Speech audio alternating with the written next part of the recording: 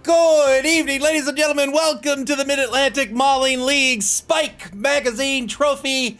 We are in week number 4 of 9 in regulation, and tonight we have a real chess match for you this evening. It's going to be a human mirror match between the Department of Redundancy versus the Remnants of Valor, Tadari versus S. Beaver. I'm very excited for this one, being a human coach myself, but let's take a look at the standings before we take a look at the two teams this evening. In Division A, currently in first place is Festoon and MAML Nightmare. They're a Necro team. They're 3-1-0 here in week number 4. They're followed by the NC Snakes, coached by Moob. A Dark Elf team, 3-0 is their record, with James Like Snacks' World of Cheese in third place. They're a Pro Elf team. They're 2-1-1. Over in Division B, in first place, wouldn't you know it, it's the Believe Broncos, coached by BB Nut, a Nurgle team. They're 2-0 here in week number 4, with the Pip Stars in second. Dead Fred's Lizard team, they're 2-0-1, and the Vesuvian Lavabacks, coached by Berserker Tempest, also a Lizard team. They're in third place by just one touchdown, with a record of 2-0-1. And over in Division C, the Goodest Boys strike back, currently at the top of the leaderboard. That's Old Gamer Mike's Necromantic Horror team. They're 2-2-0, followed by the Fishy Fiends, coached by Ajax, a Chaos Renegades team. They're 2-1-0, and Philosopher's Song, another Lizard team. This one coached by Spire. It's in third place with a record of 2-0-0. Welcome all to the stream. Moob says, no spoilers, I just made it to Act 3 of Expedition 33, and holy crap, I'm so invested in this game. It is awesome. So you're in Act 3 now. You've seen some stuff. I love that game so much. SP Beaver says, chess match, I signed up for checkers. You're playing the wrong game. Cobblestorm BB says, now I know this may be controversial, but hear me out. Just hear me out. I'm rooting for the humans in this match. All right, first up, the home team this evening, Ajax the Riot with Telestrator. You know what, Ajax? I will absolutely give you Telestrator of Doom in this match. Guaranteed. The home team tonight, coached by Tadari, it's going to be the Department of Redundancy. They have 5, 10, 12 on the roster. One will be out this week with an injury. It's Daryl, the number 14 human lineman, out with... what is this called? A smashed ankle? Well, regardless, it's a -1 to MA, so I imagine Daryl's career is going to be over. Not counting against TV in this matchup. TV for the Department of Redundancy is going to be 1,055,000 gold this evening. They have all 4 of their blitzers. They have a catcher. They have 2 throwers and a bunch of linemen. 1 apothecary, 1 cheerleader. Hooray! 1 assistant coach, 2 dedicated fans, and 4 rerolls. They're going to be up against the Remnants of Valor this evening, coached by S. Beaver. This is a roster with... 11 on the roster, but 1 out here as well. This time, Here we go.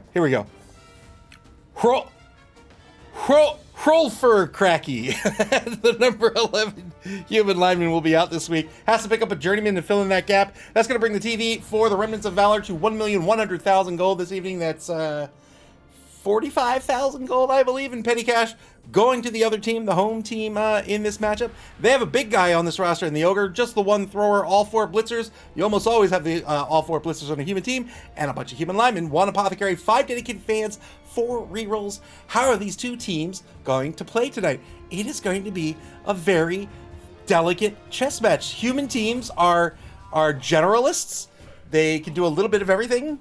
They don't really excel at anything. And so let's compare these rosters, right? 4 blitzers apiece. Each team has 5 players with block. 1 catcher on this roster here with an MA of 8 instead, and an extra thrower, by the way. We'll talk about that in just a minute. Instead, for the Remnants of Valor, they ditched the catcher. They've picked up an Ogre in Gretel's Mom. Both coaches with 4 rerolls as well.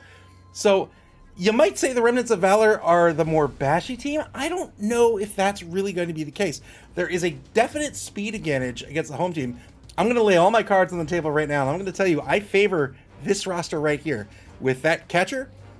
They don't have the Ogre, but in this particular matchup, I don't famous last words. I think I'd rather have the catcher than the Ogre. This catcher has an MA of 8, has catch of course, but also has dodge. So this is a piece that's very, very fast, can get to where you need him to be, also can threaten the passing game very, very well. You have these throwers, which are great pieces for a human roster. They have sure hands, they have pass, they have a passing value of 2+. when you're talking about a quick pass or a short pass, then you know your odds are pretty decent. You get a free reroll on the pass, you get a free reroll on the catch. The catcher is catching that at a 3+, no problem, has the dodge skill to dodge away or get to where he needs to be. That means the defense against this team has to really cover that catcher. Now, with just one catcher on the roster, Daryl, the number 6 catcher here, can't just fly off the handle. Fly off the handle? He can't just run away. Well, I hope he flies off the handle, but he can't just run away from his team undefended. That catcher will get murdered. He will get absolutely slaughtered in that case.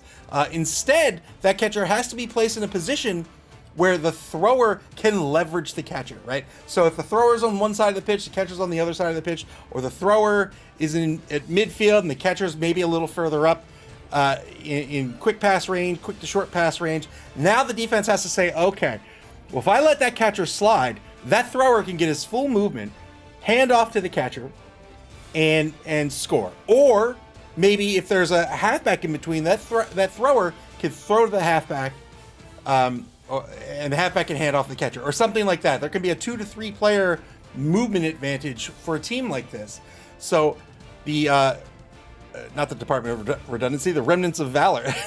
The Remnants of Valor. There's lots of R's. Actually, there's only 2 R's. That's not true either. There's 3 R's, but for some reason, these 2 teams here, it feels like there's a lot of R's. The Remnants of Valor, they do have a player with guard. They do have that ogre with a mighty blow. They're going to have to find a way to, I think, leverage that ogre and leverage guard, but that's going to be very tricky, right? The ogre, if you're going to activate that ogre every turn, eventually that ogre is going to fail. That ogre is going to lose its tackle zones, and now you have to worry about your formation. So maybe the ogre is not going to be a central piece in this formation, meaning maybe the ogre is not going to be on the line holding down center field.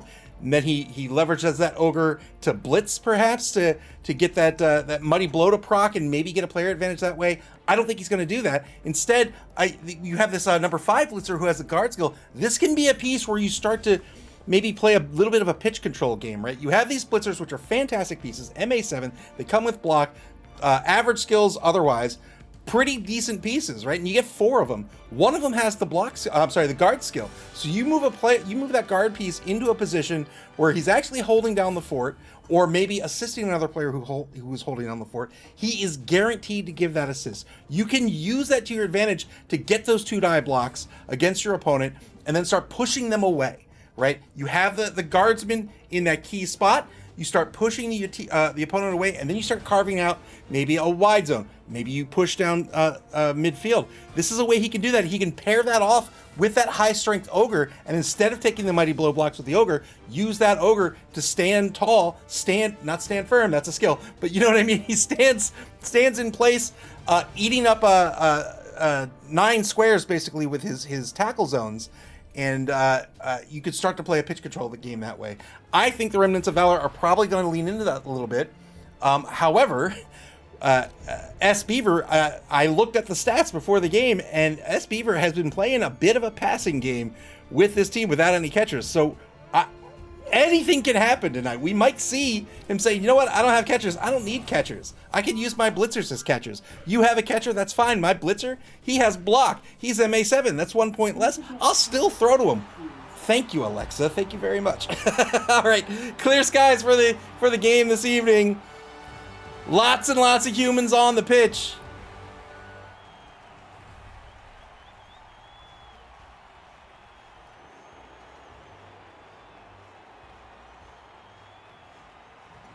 Yeah, I'm rooting for... I was going to say, I shouldn't root for anyone, but I was going to say I'm rooting for the Department of Redundancy simply because they have cheerleaders. SP Beaver says, who needs catchers when you have 8 rerolls?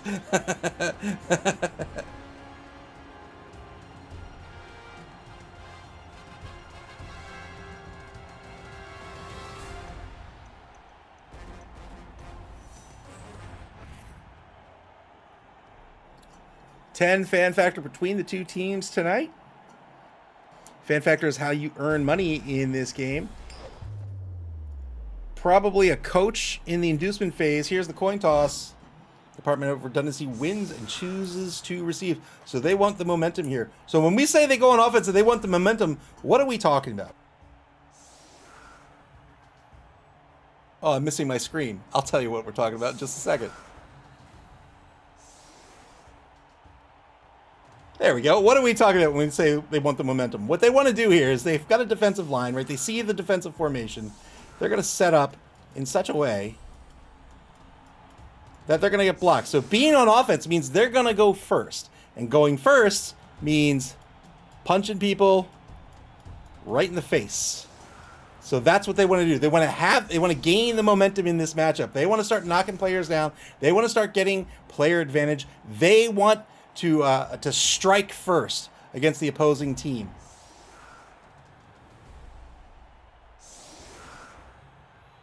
Box formation for the defense. They have Wiglath, the number 3 thrower, back in the safety formation, giving up most of the wide zones here against this faster human opponent. 3 on the line now for the Department of Redundancy. So many rerolls in tonight's matchup.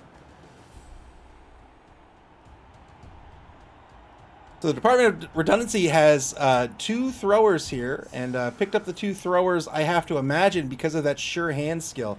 So this is the only piece that starts with sure hands on this roster. It's the thrower. MA6 is average. Does have the pass skill, but I think he's more concerned about that sure hands. In case he loses one of his throwers with the sure hand skill, he still has somebody else who can pick the ball up without spending a team reroll.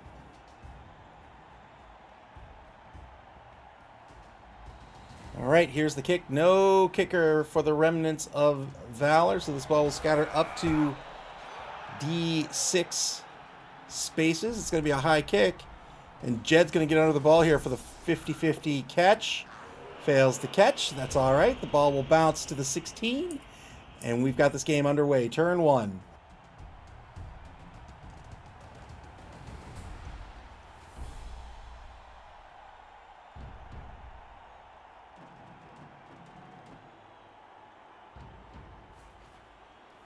Moves the player up to the line here for the 2-die. 2-die blocked by Daryl, the number 13 lineman. That is a both down result.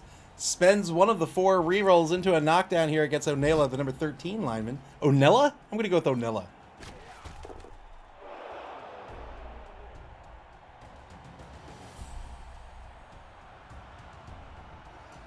I think instead I would have set up my blitzer here, or my lineman with the block skill, rather, to take that first block. It's better odds, of course, with the block skill, which means I have better odds of getting another action on my turn.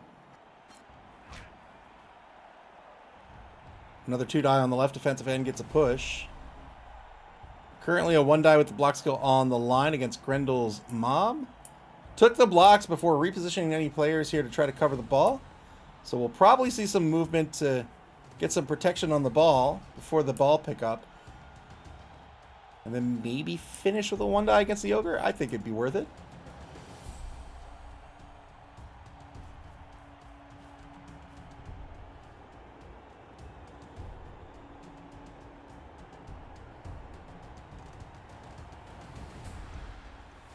So the blitzer is pretty far off the line on the defense. They're back on their own 8-yard line. That's 4 of their 7 MA that they would have to spend to get across the line of scrimmage. So Tadari doesn't have to worry too much about tightening up on the ball, unless, of course, they're going to move to the line of scrimmage.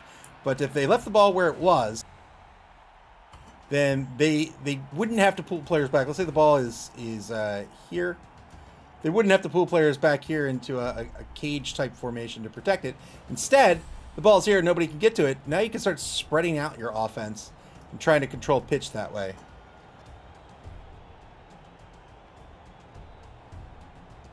I'm going to call it right now. Just a straight-up call-out. You ready?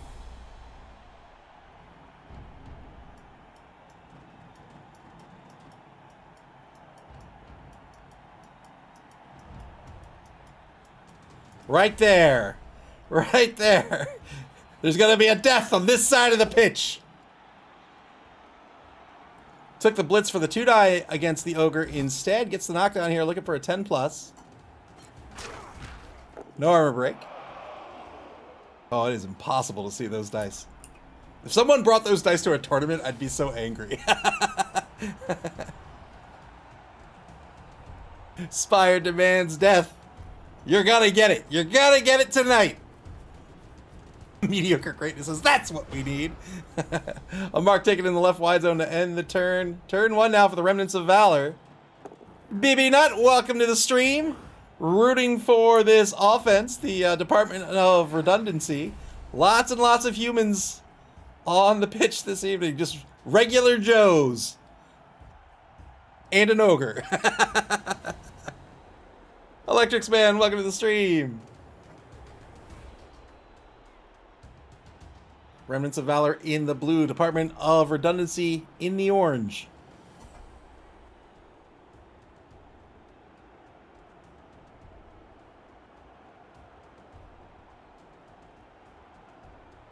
BB Nut says, oh no, it's people who pick boring humans as their fantasy sports stream. 2-die blitz into double skulls. That's another spent reroll here in the first turn. Remnants of Valor down to 3. We're in the bottom half of turn number 1. 2-die blitz, double skulls. Gets a push against Daryl, the number 6 catcher. Went after that catcher. The catcher only has a strength of 2, so you only need one guy to get the 2-die block. BB Nut says, I bet they both love vanilla ice cream. First of all, I do love vanilla ice cream. Second of all, I had butter pecan. Not quite vanilla. Vanilla with pecans.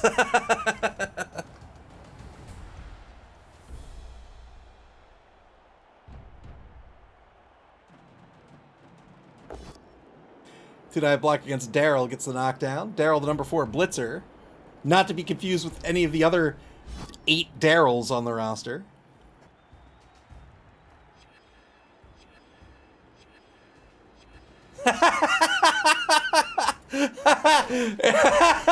Good armor break here. Get the one-man player advantage for the defense. BB Nut says, gonna have fun tonight, honey. Let's go. Let's do the taxes. That's what the average human coach says.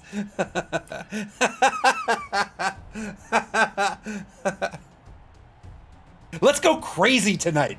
Let's go to bed at 11.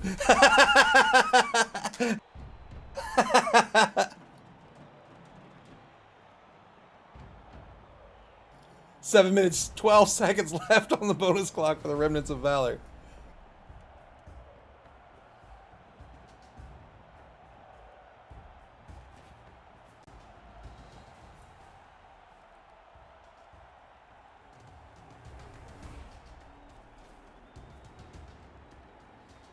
Honey, I have a headache. Do you want some ibuprofen? Yeah, but this time, give me 3. Doing drugs?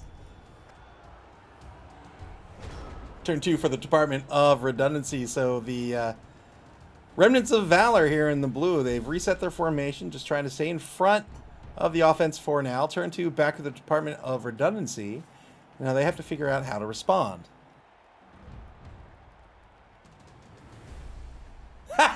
BB does this 11 o'clock. Whoa, slow down there, champ. Two-die blitz in the right wide zone. Gets a push out of this. Took the blitz with the lineman instead of the blitzer. Blitzer would have had the block skill and made that a little more safe, especially this early in the turn. Better not drive. I went wild tonight and had a ginger beer. Now I hand off to Daryl, the number 6 catcher.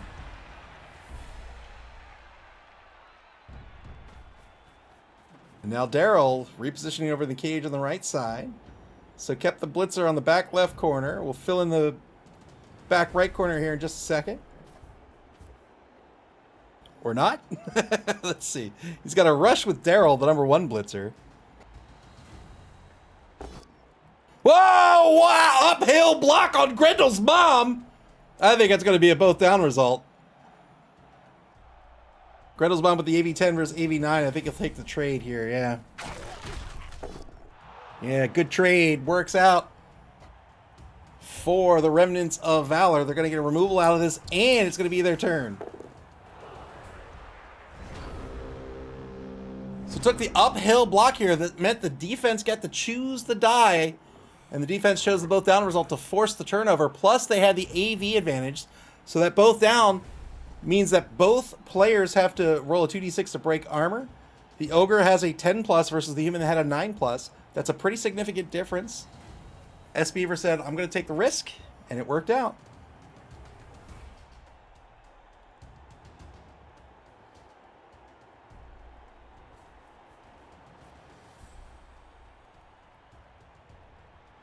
We'll see if we get a block on the ball carrier here. It's currently a 2-die blitz by Unpharaoh, the number 7 blitzer, marking the 2 corners, or the 2 pieces at the front of the cage here.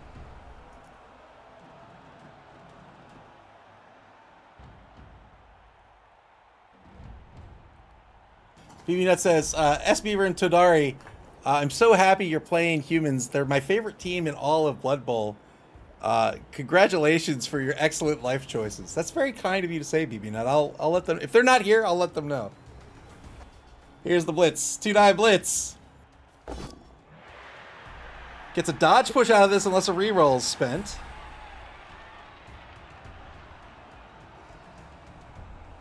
Gonna spend the reroll fishing for the knockdown, but only gets a push. Remnants of Valor down to 2 rerolls. And now marked by 3 blue humans.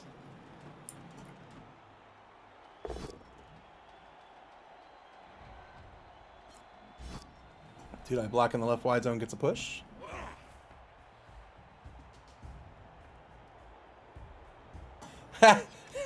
BB Nut asks, how's Death Stranding 2?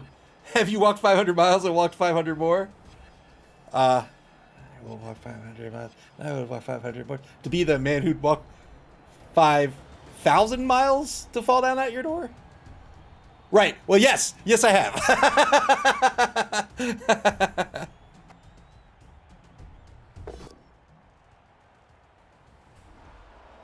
It's great. I do have a criticism. I think the boss fights are terrible. The boss fights they're like very actiony, not like the first game. And it's just jarring. It's not the same as the rest of the game. You get used to it after like the 3rd boss fight, and then it's fine, I guess. But I don't like them. I feel like they're going to be changed whenever there's the inevitable director's cut. 1,000 miles, of course. Of 5,000 miles. What is wrong with me? To be the man who can't do basic math. Turn 3 for the Department of Redundancy.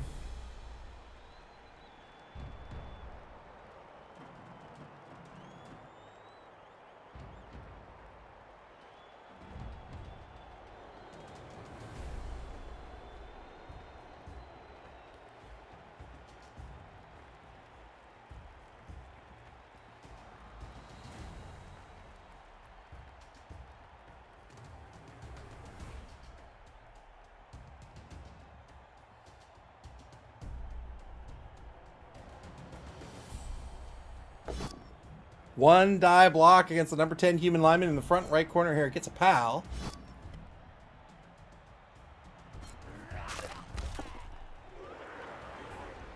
Trying to clear the ball carrier at the moment. Still has a 1 die against the journeyman, Gerlindra. All of this action taking place over on the right side of the line of scrimmage in the right wide zone.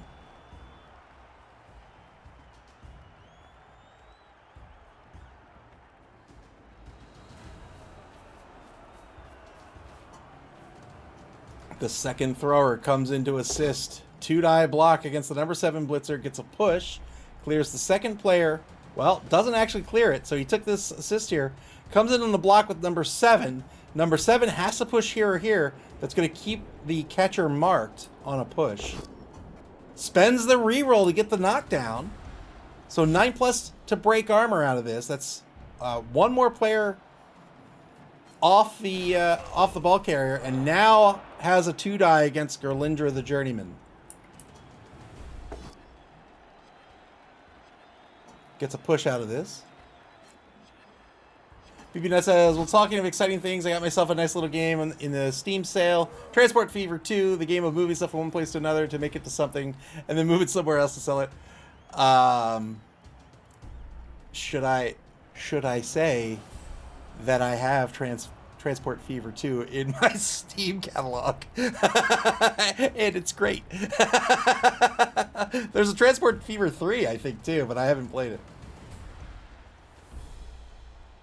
I mean, what a boring game. Boo, I've never heard of that.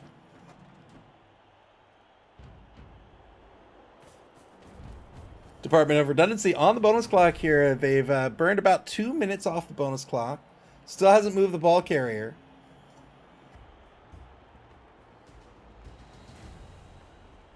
Blitz still on the table as well. Yeah, Death Stranding 2 has been great, except for the boss fights, which, again, have gotten better as I've fought more of them. But I think I've been motoring through the game. The PlayStation 5 says I'm like 39% through the game, and it doesn't feel like I've done anything. So I think I've been chugging. I think I'm going to do some of the optional things. Deliver people's sandals and stuff. build some monorails. Retreats with the ball carrier back across the line of scrimmage to the Department of Redundancy's own 6-yard line. Trying to keep this ball safe. Not really safe where it is.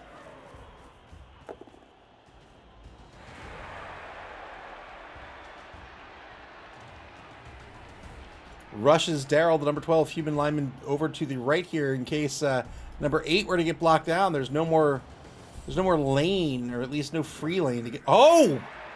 Dodges Daryl off to the right here to get out of the way of the ogre.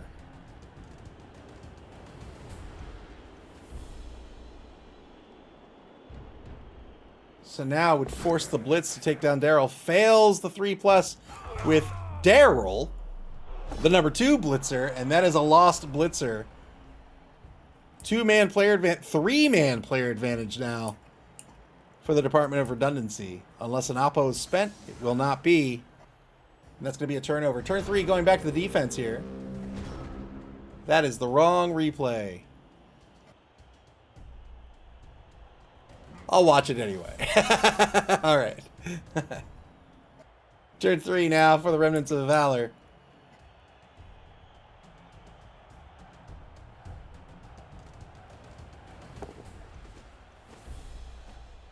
Repositions the ogre to take a mark on that Daryl, the number 8 thrower, who dodged away. Festoon graciously lowers the rush failure rate from 900% to 99%.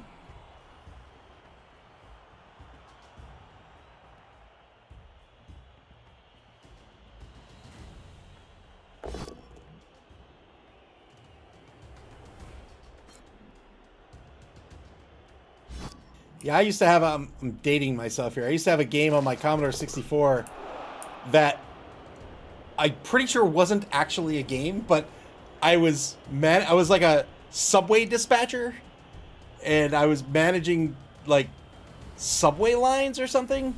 Maybe it wasn't a subway. Maybe it was just normal trains, but I'm pretty sure it was actually a training tool. like an actual training tool for our local mass transit administration.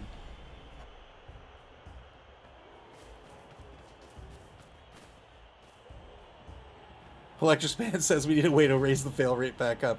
I should do that. I don't know what that looks like, but I should do that. 23 seconds to go for the Remnants of Valor, applying some pressure to this offense. There's still a group of blitzers here protecting the catcher. The catcher only has a strength of 2 and only has a dodge skill, doesn't have a block skill yet, but does have an MA of 8. So if the Department of Redundancy can find a way to open up a hole, they can punch that catcher through. The problem is, what you can see the Remnants of Valor are doing here are setting up columns in front of the offense to disallow them the option to punch through. Because even if you blitz down a player, there's still a player exerting tackle zone, so there's no way to get through cleanly. Right sideline currently open. It better be Vegeta saying it's over 9,000. I think that's a very good idea.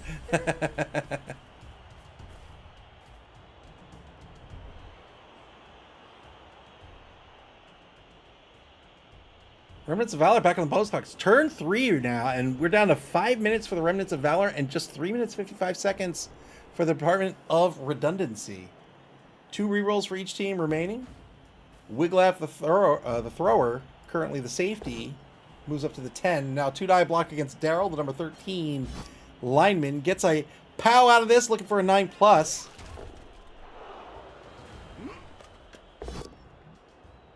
Stand-up blitz, gets a push against Daryl, the number 1 blitzer, protecting the ball carrier on the right side. Chooses not to follow up, has plenty of movement left with these blitzers. They have an MA of 7. They're really, really good pieces. You start with block, you get MA 7, and then all your other stats are average. All right, turn 4 for the Department of Redundancy. They've stalled out a little bit here. They've got to find a way to regroup so that they can start to assist their players to start punching through the defense. So the reason why formation is so important here is because in order to get your 2-die blocks, you're looking for those assists.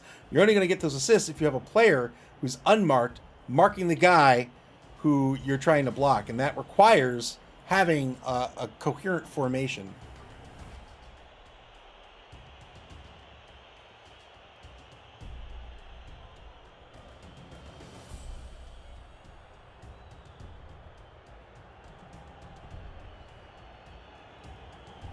Yeah, Transport Fever is great. I love that game. Well, I like that game. It's a very good game.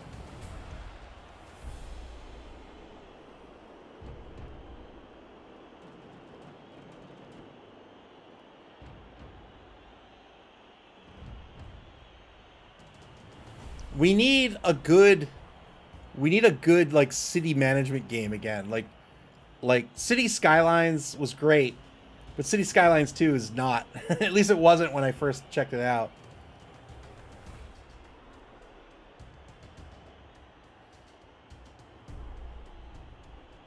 No real action here by the Department of Redundancy. They're down to 35 seconds. Here we go. Now we have a blitzer. Daryl, the number 3 blitzer, taking a mark against Brecca the Bronding for the 2-die blitz by other Daryl. But only gets a both standing result out of this.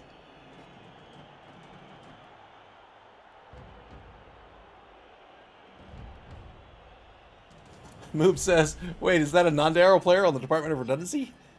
Killian should be the Daryl adopted instead of adopted. Whoa. Whoa. So the ball carrier is going to move around to the right side of this offensive contingent, dodged away from Brecca the Bronding to then move forward and mark Brecca. Now 1-die block back at the line of scrimmage against Hilfdeen II. Gets a pow out of this. Black Wolf says, I'm trying to learn Crusader Kings 3. Anything more than that? No way. I don't know if there is anything more than Crusader Kings. I think Crusader Kings is the most. 2-die block against Daryl, the number 12 human lineman here. Gets a pow. Final turn of the first quarter. Breaks armor. +1 for that armor roll or the injury roll and gets the KO. Well done. Up to a 4-man player advantage for the Department, not for the Department of Redundancy, for the Remnants of Valor. Now they have a significant player advantage. They'll keep up this pressure. We might start to see them fouling as well.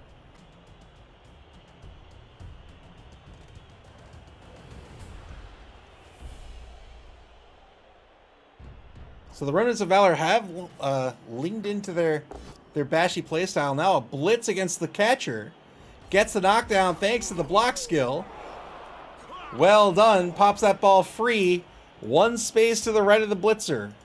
Or to the blocker, I should say. Who happens to be a blitzer.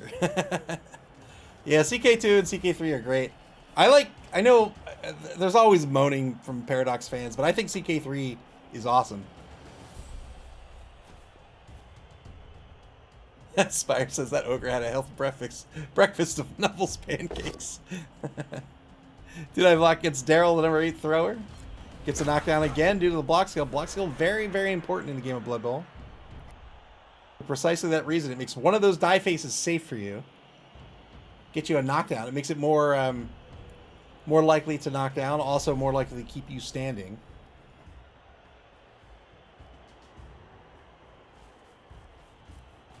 And in a game that's about knocking people down, that's pretty important.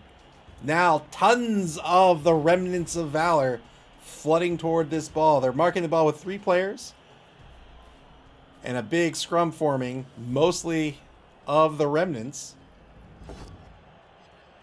The Remnants of Valor marking the remnants of the Department of Redundancy. Another armor break here for the Remnants of Valor. They get a stun out of this over in the right wide zone across the line of scrimmage. Back on the Remnants' own 2-yard line. And the Remnants back on the bonus clock here. 4 minutes, 10 seconds left.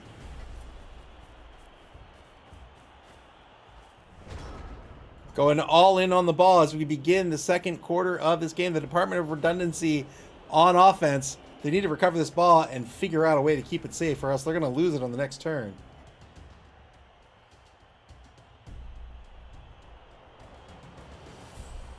I like, so there's a series of games called Romance of the Three Kingdoms. I like it a lot. Those are great too. If you've never, well, I don't know if I can recommend them because to play them in English, the translations are awful. They are terrible. Like, they're bad enough that it makes the UI difficult to understand.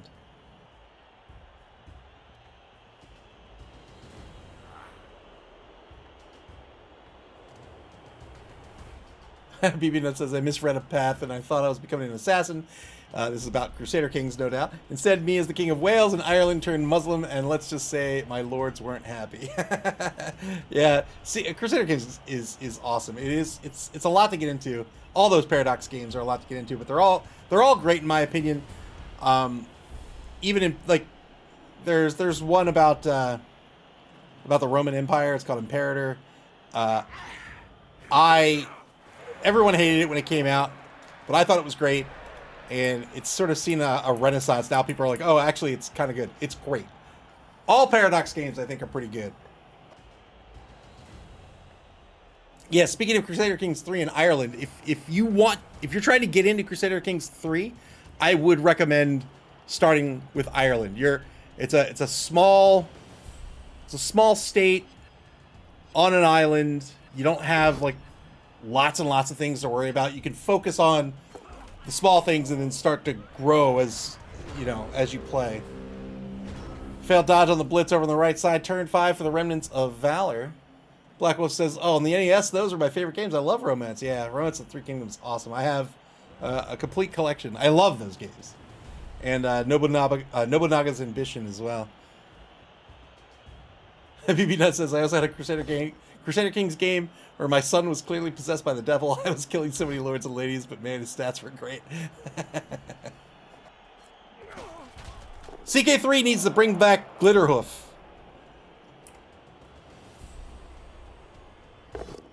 Three-die block to clear the ball here against Daryl, the number 3 blitzer. Got the pal here. 8+ breaks armor with Mighty Blow.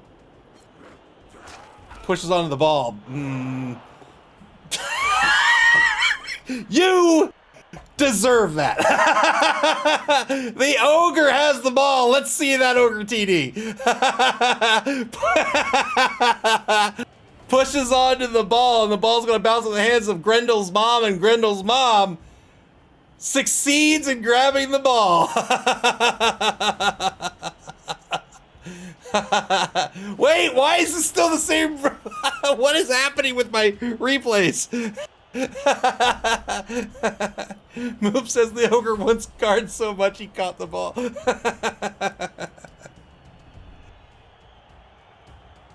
33 seconds to go here for the Remnants of Valor. They're going after the catcher. 2-die blitz against the catcher. They're going to get the knockdown here. This is Wiglaf, the thrower, on the blitz. Breaks armor. No armor break, but I think that's a good blitz.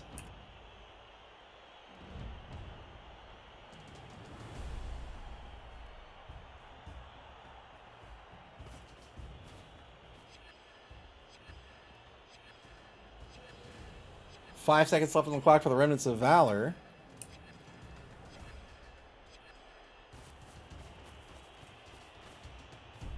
Now they're going to try to cover this ogre and at least keep him on his feet.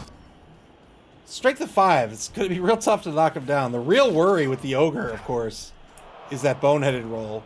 But there's plenty of... well, not plenty. There's going to be 3 turns left for this ogre to get in the end zone.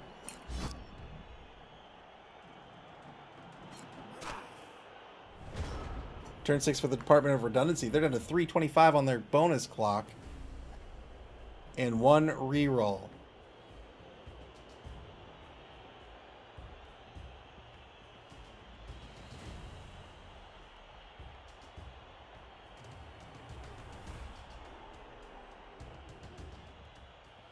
What do you do at this point? There's just a gaggle of enemies surrounding the biggest ball carrier you've ever seen in your life.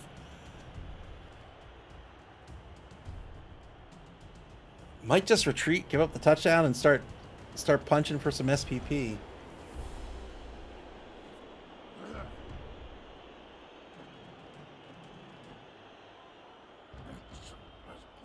Stand-up blitz against the Journeyman's going to get a knockdown here. Trying to get some players off the pitch and equalize this player disadvantage. Not going to do it on this block.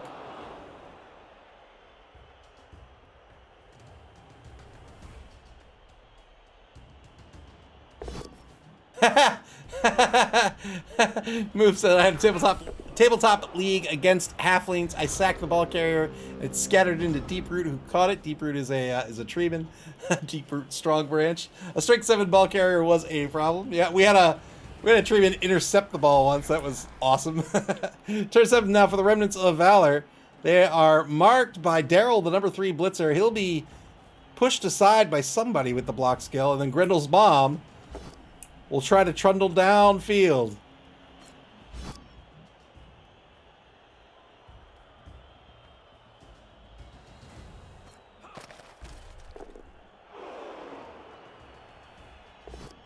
Yeah, that's the problem with the ogre.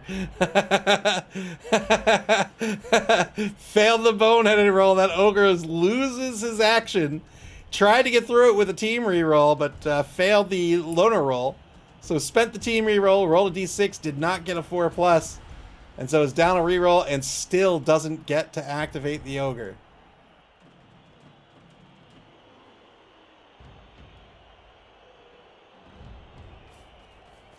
Trip Tango, welcome to the stream. Blitz with 50 seconds left on the clock. It's a POW against Daryl, the number 13 human lineman, looking for a 9+ to increase this player advantage. There's the armor break. There's the KO. Well done. We'll see if any of these stick for the second half.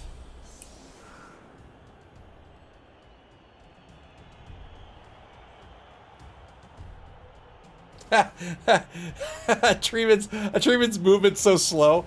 You gotta throw in the rushes just to make it sound not so slow. Look, man, it's MA2, but he gets 2 rushes, all right? Turn 7 for the Department of Redundancy.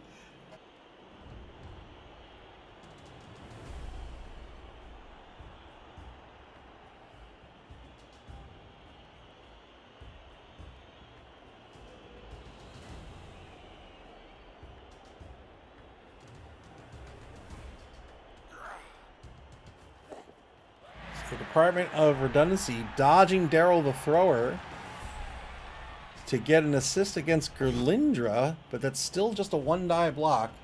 Gets a push out of it. Oh, uses a team reroll here. He was looking for the knockdowns, and no more rerolls left for the Department of Redundancy. They're going to get a push against the Journeyman.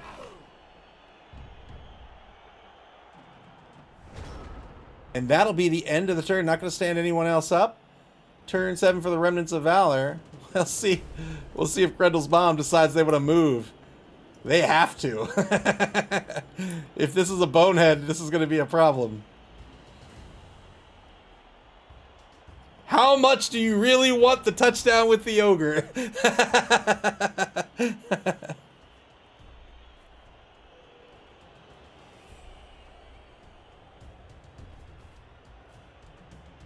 Good action over here by SB. We're repositioning players first. Oh, I'm telling you, man.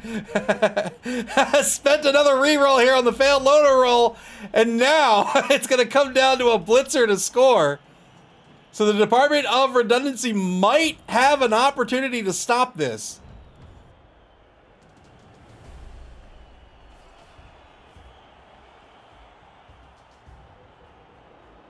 Ogre boneheads twice in a row, and now the Ogre will not be able to score. The Ogre's going to need to hand off to one of these blitzers.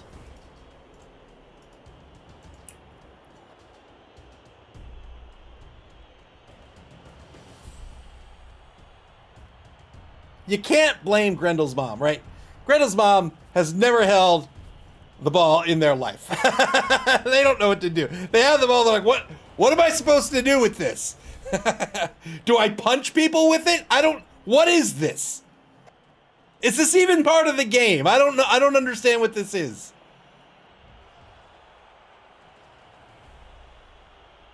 $20 seconds left on the clock for the Remnants of Valor. They have no rerolls remaining. Now they're going for the blitz. They're going to get a two-die blitz out of this, and they'll get the knockdown against the thrower. Trying to remove this thrower. Doesn't get the removal.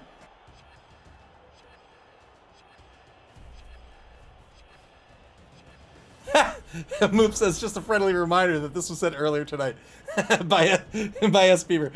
We sent that Ogre to school. He's smart now. I would like to take a look at the report card. I'm just saying. Failed dodge over in the left wide zone. So didn't stand up the player, Daryl here.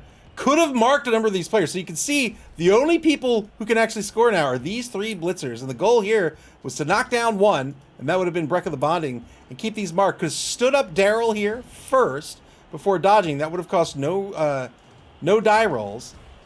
Failed the dodge with the catcher over on the left side. And so now it's going to come down to whether or not this Ogre boneheads and then can hand off to Breck of the Bonding.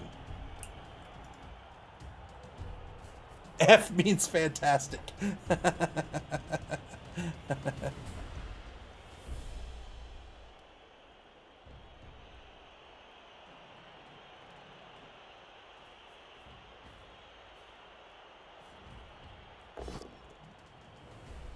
Boy, rolling dice first.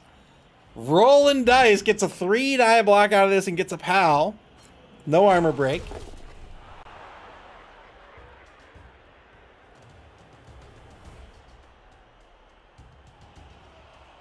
$53 seconds left on the clock here in the first quarter. There's the handoff attempt, and it works out. Well done by the Remnants of Valor. They're going to take the lead in this game 1-0.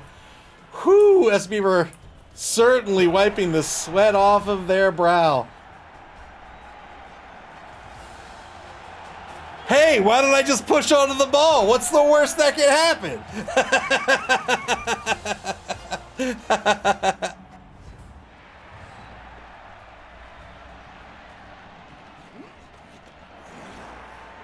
Did I see every single KO come back for the Department of Redundancy? You really wanted to see that Ogre dance. So the Department of Redundancy praying to Nuffle there at halftime, and they're going to get back all of their knockouts. So they're going to be down just a single player. It'll be 11v10 on the pitch.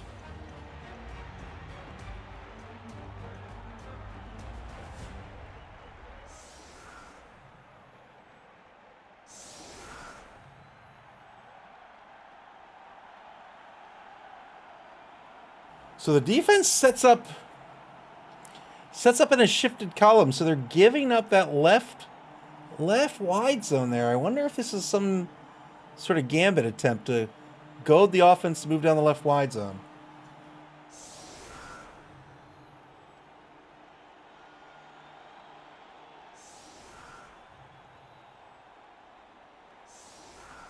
The Ogre boneheaded because he was nervous about the dance. Oh God, what's happening?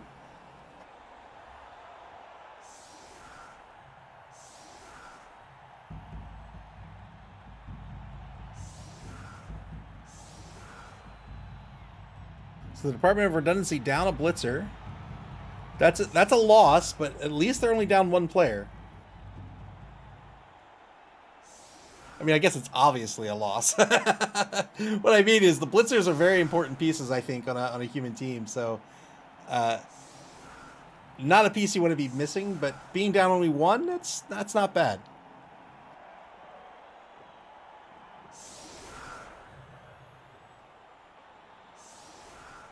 I don't know if I've ever taken two throwers myself.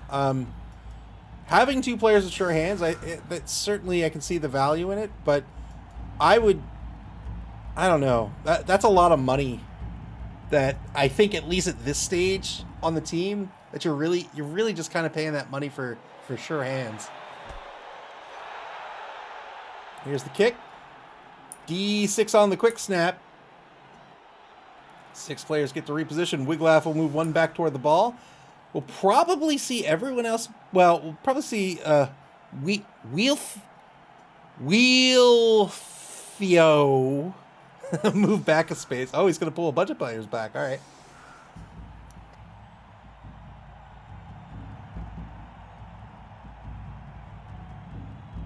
$90 seconds to reset on the quick snap here.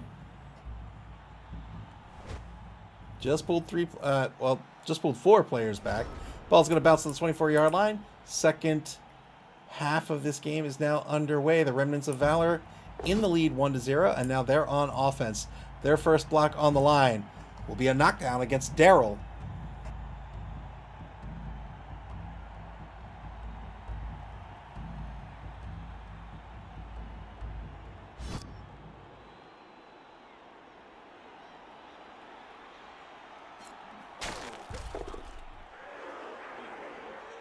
Second block coming up. Takes it with the Ogre? What? Double skulls with the Ogre. Is he going to try to get through this loner roll?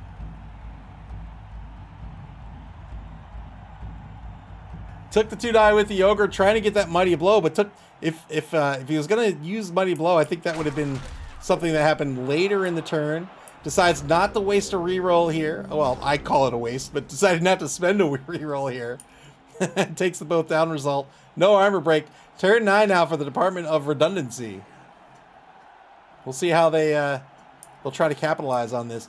Boy, this catcher would be lovely. There's also a blitzer, Daryl, over in the right wide zone. So the Department of Redundancy could force the play to move back deep into Remnants of Valor territory, and then they could just try to lock down players up here. It would be an aggressive play, but they could recover this ball and get on the board.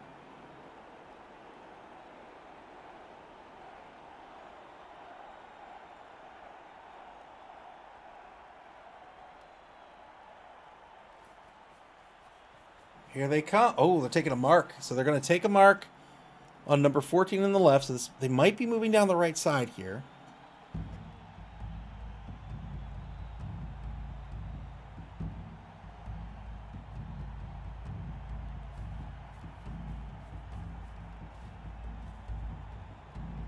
Takes another mark in the left wide zone.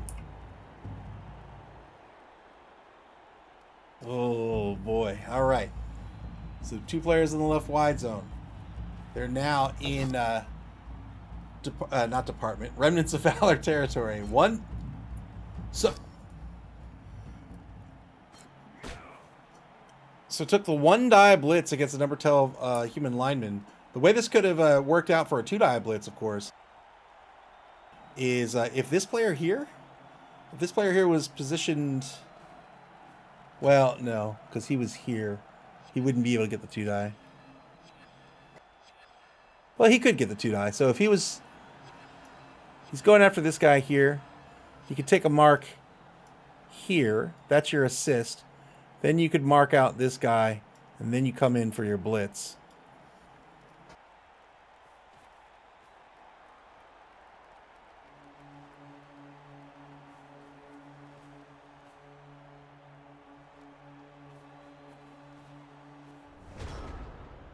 All right, so it doesn't get super aggressive here on the ball. So Remnants of Valor will have an opportunity to recover this ball. Telestrator of Doom. Two-die block on the line once more here for the Remnants of Valor. They're going to get a knockdown against Daryl once again. Breaks armor this time. Gets a stun. Gretel's bomb's going to stand back up. And now losing the assists for this block. They're going to pull Frody, the number 12 rookie lineman, back to mark Daryl, who came down that left sideline.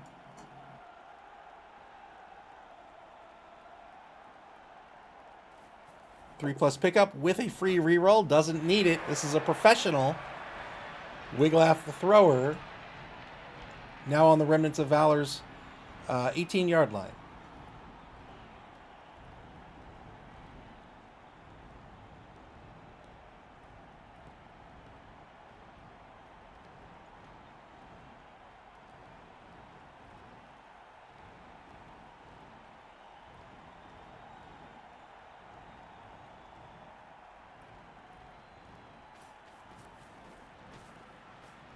Trying to cover the ball carrier to the left. We'll see what they do on the right here. The journeyman mark, they only have the number 7 blitzer free. Probably going to take, well, I don't know if probably is the right word, but might take the blitz with number 7. A 2-die by Brecca the Bronding on the line.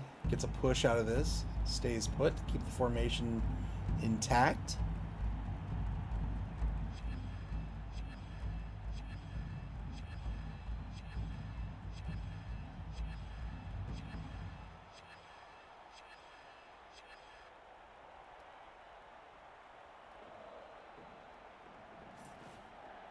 Decides not to take the blitz over on the right side. It's going to take a mark with who is this? With Unfero.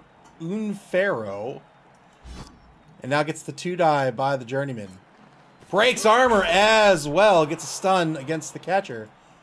Remember, these catchers only have a strength of 2 and an AV of 8+. So if you can get a block, you're almost certainly going to take it. This is an MA8 player with dodge. You don't want your opponent to have that option. It's an easy way to get a player advantage. Well, easier than, say, going after a lineman.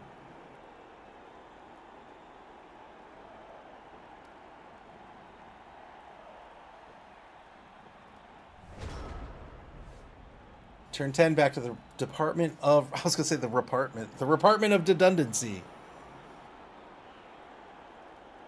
Both teams still holding on to all of their rerolls here.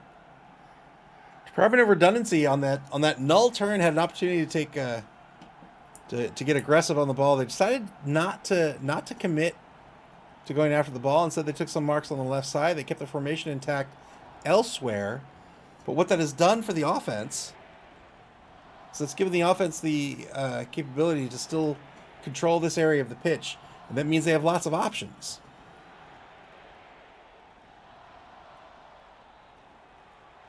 Defense not in a bad position, but they rolled a skull. Just as I said, that is unfortunately going to be a null turn for the Department of Redundancy. They do get a stun on the trade, but now it's turn 11 for the Remnants of Valor.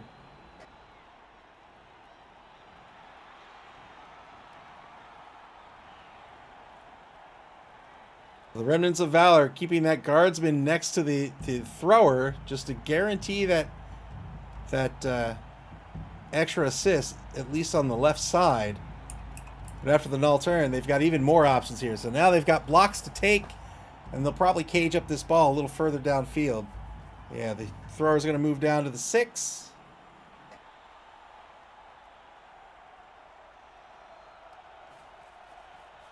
So I've been playing this cooperative board game with a friend of mine. And 2-die blitz here against Daryl, the number 4 blitzer. Gets a push out of this. It's the Assassin's Creed board game. It's called Brotherhood of Venice. It's good. I don't typically like co-op games. I don't know why I feel the need to say that, but but this one's really good. I like it. Anyway, I had the retail version, and I liked this a lot. So I ended up buying the expansions. Now, this was a Kickstarter game, and... you know, if you don't know about, like, Kickstarter board... Failed, boneheaded by the ogre here. That's... is he okay? Well, he may not be okay. We'll see. That's a bad spot for the ogre to go boneheaded. But anyway, So if you're unfamiliar with like Kickstarter board games, they tend to be lavish productions often, like lots of plastic, right? They do these big big productions. So, but the retail versions tend to be, more reasonable. So I got the retail version, and I liked it a lot. So I bought the expansions, but they never did retail versions of the expansions. So the expansions are lavish. And I was like, okay. So we're almost done with the base game, and I was gonna. There was a competitive expansion, and I didn't buy that. And I was like, you know what, I'm gonna buy it because I've been having a lot of fun with this. And I want to get the next expansion. So I get the expansion, and when I got it, I got it direct from the company that sells it, or that makes it, I should say. And they were having a sale, and they had a sale for the original Kickstarter version as well. And so I got the original Kickstarter version and the expansion and extra dice for the price of the normal price of the regular Kickstarter edition. So that arrived, and I got it, and there's all this plastic in it that I'm not gonna I'm not gonna use because I'm already past that point in the game. Oh well. Like, oh, this is a cool piece. Oh, I will never get to use it. Oh, look at this cool line. No, I can't use it. All right, ball's up on the 6, turn 11 for the Department of Redundancy.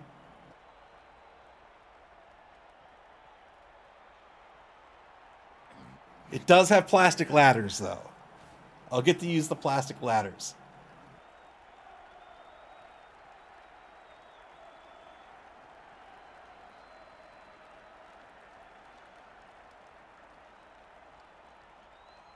It's also nice because the Kickstarter edition, the decoration of the box matches all the expansions. Electric Span says doesn't have metal chutes. No, it has no metal whatsoever. Blitz on the left side here to take a mark on the thrower. One mark now taken by Daryl, the number 4 blitzer, but also marked by Grendel's mom.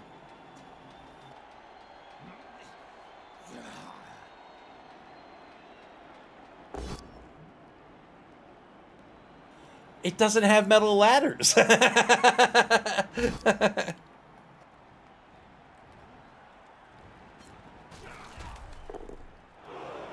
friend of mine's daughter, this was years ago, a friend of mine's daughter, at the time she was like 4 maybe.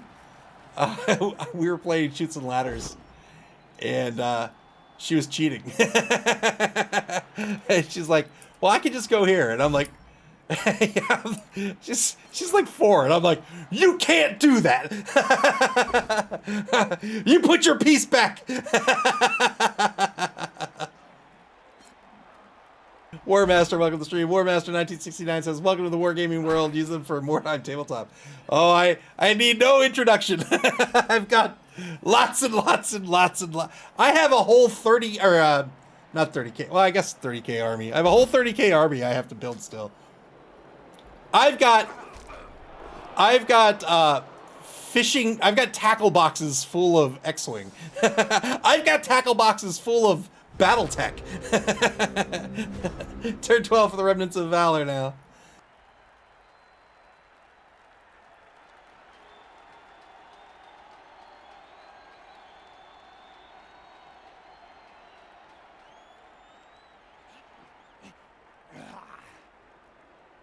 I've kept, there's been board games I hated that I kept just for the minis.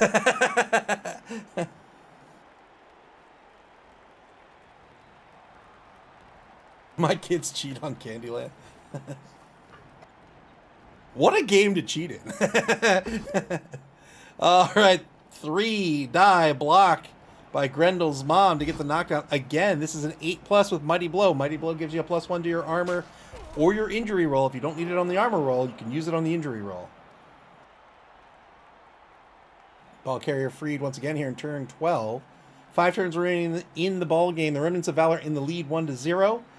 And after a little bit of a hiccup here in the second half, they've regrouped. And now starting to pick apart the defense. The Leaving players behind here, here, here. Also down a player, so the offense, or down 2 players at this point, right? Yeah, down 2 players. So this offense can start to say, all right, you know what? I'm gonna start shoving you aside. You're gonna stay on this side of the pitch. Yeah, I'm gonna start moving this way. This is gonna be my territory. I don't care where you go otherwise, but you're not coming into my house. Electric Man says, I picture your home has a path to walk through all the games. For me, no, I keep it pretty reasonable. Like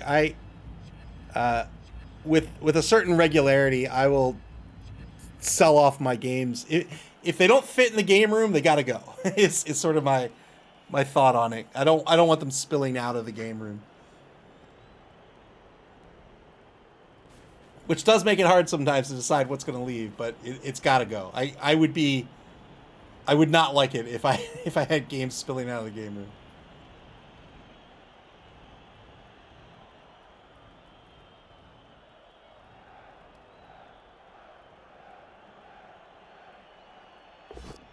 $5,000 square foot game room. One die blitz at the line of scrimmage gets the knock in here on the reroll. Remnants of Valor down to 2 rerolls for the game. They've advanced the ball to their own 2-yard line over in the right wide zone, and now they're taking the 2 die back behind the line of scrimmage. They got a POW out of this. Warmaster says, have you looked into Battle Ball, beer and pretzels game? So I have a little story about Battle Ball. I played Battle Ball for the first time a few years ago and hated it. Absolutely hated it. I threw the game away. I kept the minis, though. And then a friend of mine said, no. Battle Ball's great. It just needs one tweak to the rules, and it's great. So I said, all right. So then I bought a new copy of Battle Ball, and now I have a sealed copy of Battle Ball. Again.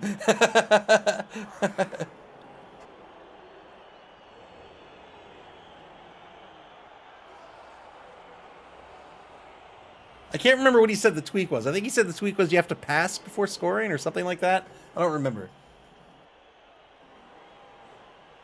I'll tell you what's a great game. It is Blood Bowl as handball. It is Slaughter Ball. Slaughter Ball came out in 2016 and is awesome. It is absolutely fantastic. 2 die blitz gets double pals against number 7. Looking for a 9+ out of this. We'll probably follow up to mark the ball carrier. There's the follow-up, and now the Department of Redundancy staying on top of the ball carrier. Their opponent's down to 2 rerolls. Yeah, Battle Ball was Milton Bradley, wasn't it?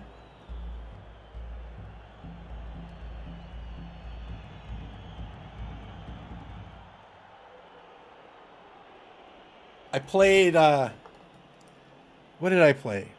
Chaos Ball. I played Eric Lang's Chaos Ball. Boy, do I hate that game. There are Eric Lang games I like a lot, but Chaos Ball is not one of them. I hate Chaos Ball. Fail dodge off the line here. Is going to use the reroll to reposition on the foul. Spent the reroll for the foul, trying to get the blitzer off the pitch. Had no assists here. So the way the assists, you can get an assist for a foul just the way you can get an assist for a block. So because number 12 here, Daryl, was marked, he's not getting an assist from number 12, so it's a 9+ to break armor. Didn't break armor, reroll, or doubles would still call this player off the pitch. So spent a reroll to get in position for the foul. Didn't get anything out of that. I think that was a little bit of a risk. Wanted to try to level the playing field, however. Didn't want to have to worry about one of these blitzers. Tadari recognizing how important these blitzers are to both teams.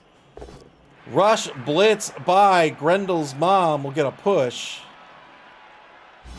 And now setting up for the surf by the ball carrier.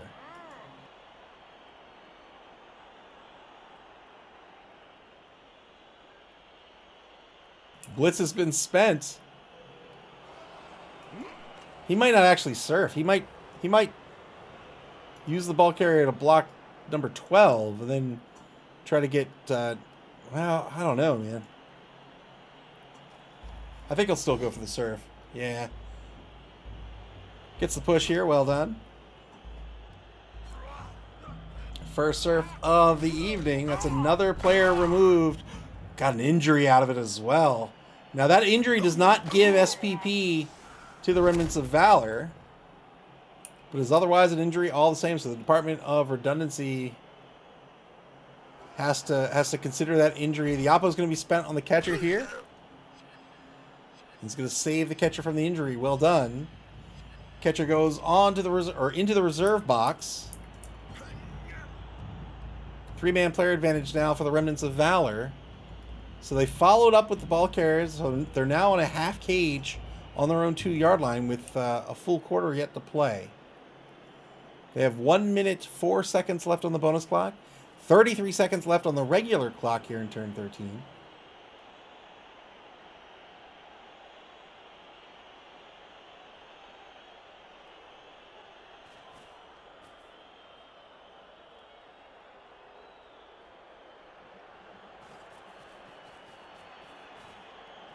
And now it's going to start to pile some humans in. They need to be a little careful that they don't pack them in so tightly that a chain push can put the ball carrier in danger.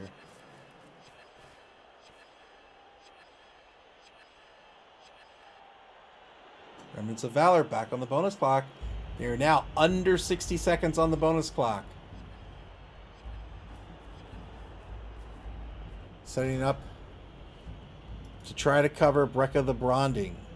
Or not cover Brecca the Bronding, cover Daryl with Brecca the Bronding. A 1-die block against the number 7 blitzer. Got a POW out of this. So block v block gets the POW.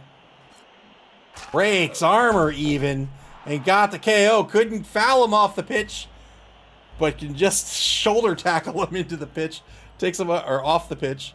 Maybe even into the pitch. But takes a mark against Gerlindra the Journeyman. But needs to worry about covering downfield here as well. Because Grendel's mom could block down Daryl. And then who's left to go after Wiglef?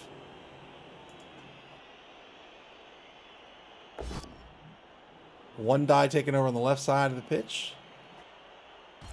I think he's going to need to blitz away a player to reposition downfield.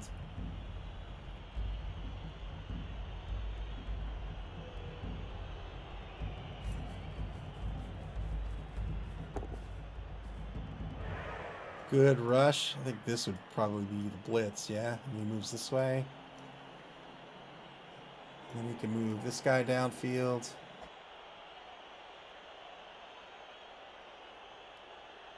But pulling guys off the line here is tricky as well, because if he moves everybody over in the wide zone, then the offense says, fine, I won't move there, I'll just move here.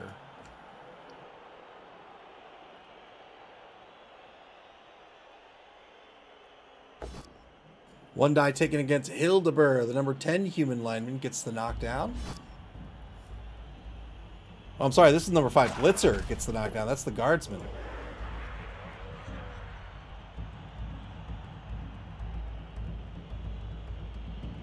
So slowly creeping in on the ball from the left side here, but still needs to cover the front.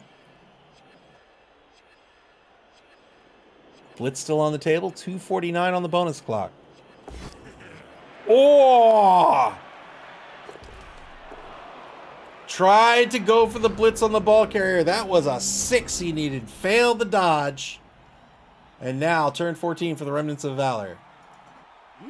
Old Gamer Mike says humans are also good at passing. They are indeed good at passing.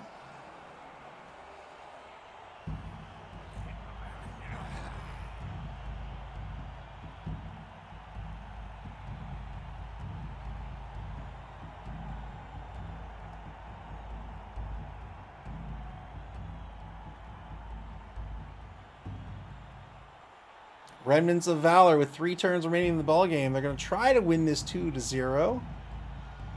Just looking for a way to make this effective. They're marked by a bunch of defensive players here, but they are scattered around the pitch. So if he can block them down, push them aside, keep that ball caged up, he should be in good shape.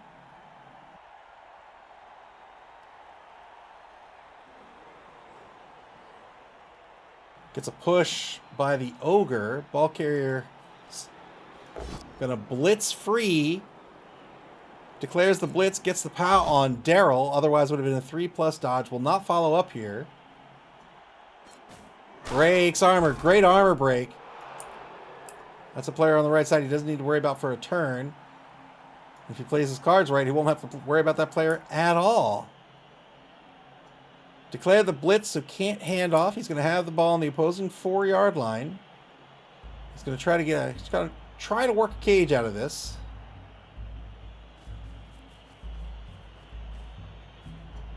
So there's the front right corner of the cage. There's the back right corner of the cage.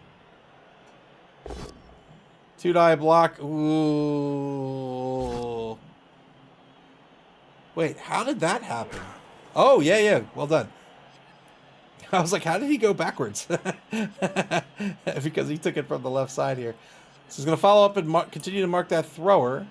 He'll move the number 10 lineman up probably to the front left corner, I think. Or maybe over here or something. Now he's going to put it in the front left corner. That's fine. And then rushes Frody into position.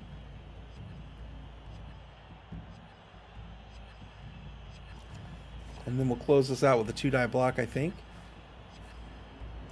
Oh, he's not going to rush. 2-die block. You coward! 2-die block with Onella gets the push, and that'll be the end of the turn with just 15 seconds on the bonus clock remaining.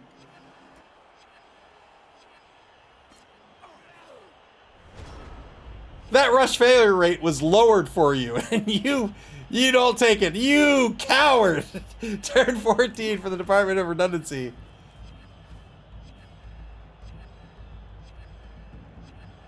So the defense scattered around the pitch. If they can't reform here, I think they've lost the ability to continue to try to defend against the touchdown.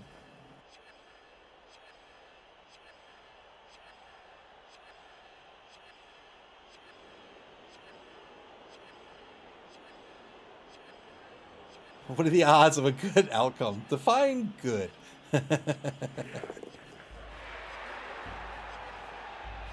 3+ dodge by Daryl, number 13 human lineman, to stay in front of this cage, but this is not enough.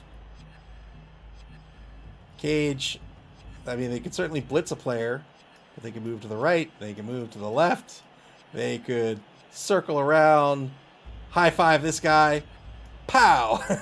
Move back around this way. They can do whatever they want. There's just not enough defenders between the end zone and the ball carrier to stop forward movement currently. 50-50 dodge works out. Tizzle Bizzle demanding death. Welcome to the stream.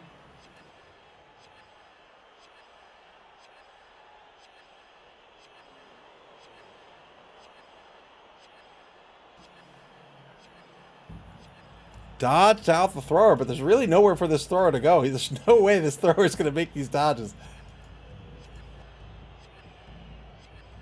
Electric Man says, we were promised death. You were. I know you were. I know you were. Game's not over yet. Blitzing the front left corner of the cage and got the POW out of this with Daryl, the number 4 blitzer. Breaks armor on the follow-up. So won't get the stand-up assist by number 10. Now marking the ball carrier. Whoa! Tried to foul number 10. Didn't work out. Stays on the pitch. Such a risky foul. Oh, so scary. But didn't get anything out of it and remained on the pitch. Turn 15 now for the Remnants of Valor. Tizzle Bizzle says, that ogre is so well dressed. I'm impressed. Look at him. Look at him. Dressed to the nines. He knows he's a professional.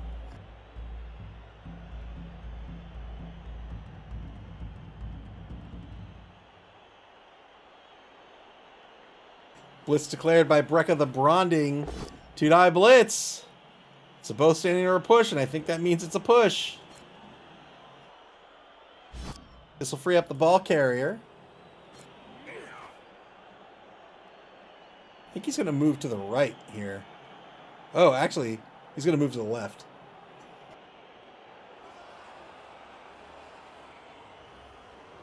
Electric Man says, how does he look without the red? Do I have red-blue on? I don't have red-blue on, do I? Yeah, that's his normal color.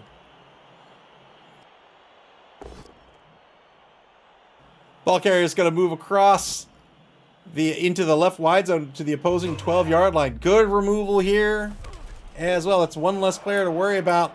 They have all of this space really to themselves. Yeah, they're blue and orange, yeah.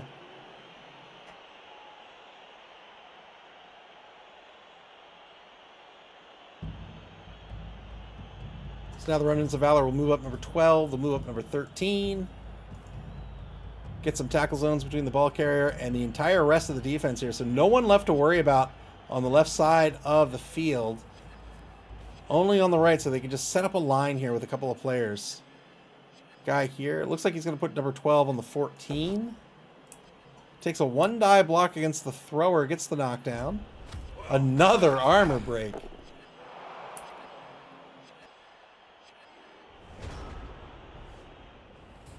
Turn 15 for the Department of Redundancy. Not a whole lot they can do at this point other than pray to Nuffle. They do have the lineman here who can go 1, 2, 3, 4, 5, 6. One rush on the blitz. Failed to dodge, though. That's a dull turn. Turn 16 for the Remnants of Valor. They're one rush away from getting another touchdown. They have 2 rerolls. Oh, he's just going to hold on to the reroll for the for the failed rush. Remnants of Valor increase their lead 2-0. One more turn left in the ballgame. Very well done.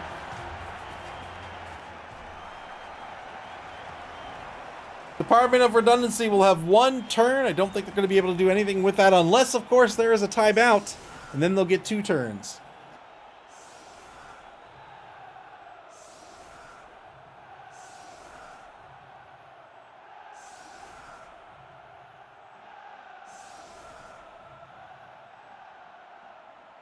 Oh, I have pad thai. I have pad thai. Electric Smith says, I thought the one rush would have been the death.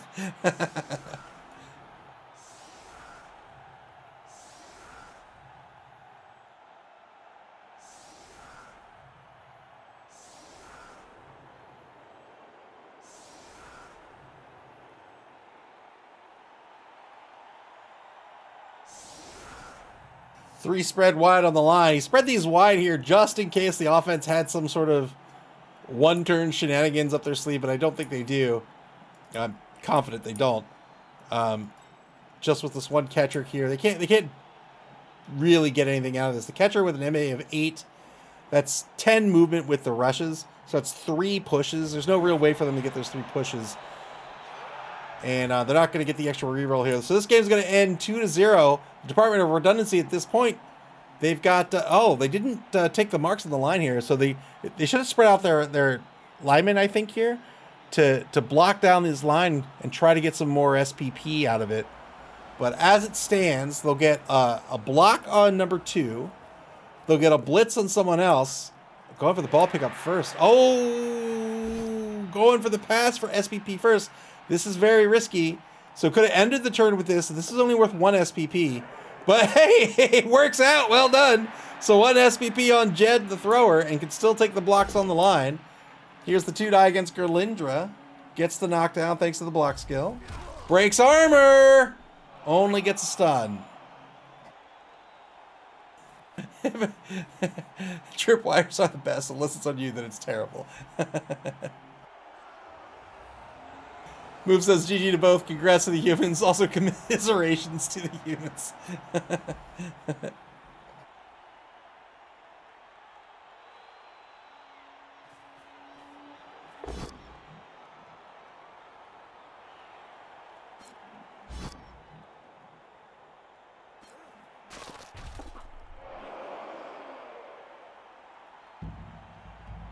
36 seconds left in the ball game here. The Department of Redundancy have taken their blitz. They've taken their block.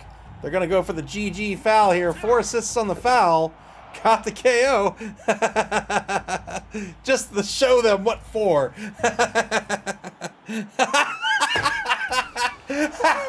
And the Remnants of Valor say, I've got an oppo still. So that's the end of this one. 2-0, the Remnants of Valor are going to win it. And with that win, they are going to advance into first place in Division B. Congratulations to S. Beaver on the victory. Their record is 2-1-1 here in week number 4. That was a fun game. Man, I love this game, man. All right, let's take a look at the schedule before we leave. I've got Pad Thai! Coming up next, we have a game this Saturday, July 5th at 9:30 p.m. Eastern Daylight Time. That's UTC -4. We've got the Vesuvian Lavabacks versus the Pipstars. We had a human mirror match tonight. That's going to be a lizard mirror match. It's Berserker Tepes versus Dead Fred. Electric Man says, humans don't even know how to die. And then on Sunday, July 6th at 9:30 p.m. as well, we have, did I say this wrong? I think I said this wrong. Saturday, July 5th at 9:30 p.m. EDT, again, that's UTC -4, is going to be Entanglements versus Philosopher's Song. That's going to be Conkill versus Spire, Imperial Nobility versus Lizards, and then on Sunday, June 6th at 9:30 p.m., we have the Vesuvian Lavabacks versus the Pipstars. Again, that's a Lizard mirror match. And then this Tuesday, July 8th at 9 o'clock p.m., we have the Fishy Fiends versus the Birds of a Feather, Ajax versus Galeshi, that's Chaos Renegades versus Pro Elves, and 2 games left to be scheduled this week. My favorite team versus my favorite team. Old Gamer Mike says next week is the halfway point, right? Yes, it is. Next week is week 5 of 9. And when those 2 remaining games are scheduled, you'll be able to check out and get alerted to that schedule on our website at maml.club. That's MAML.CLUB here on Twitch or on our social media pages on Blue Sky, X, and Facebook. You can also watch previous games on our YouTube channel. Play Blood Bowl, man. This game is a ton of fun. There's so many different factions to choose from. You can be humans, you can be elves, you can be these crazy guys, these corn guys, chaos fellas, you can be orcs. There's so many different ways to play this game, so many options available to you, so many game mechanics and strategies and tactics to explore. You can play Blood Bowl via Blood Bowl 3 on Steam, the Epic Game Store, and PlayStation and Xbox. You can even play it on your tabletop at your friendly local game store until this Saturday, July 5th at 9:30 p.m. Eastern Daylight Time. Take care, everybody, and enjoy the rest of your Thursday evening.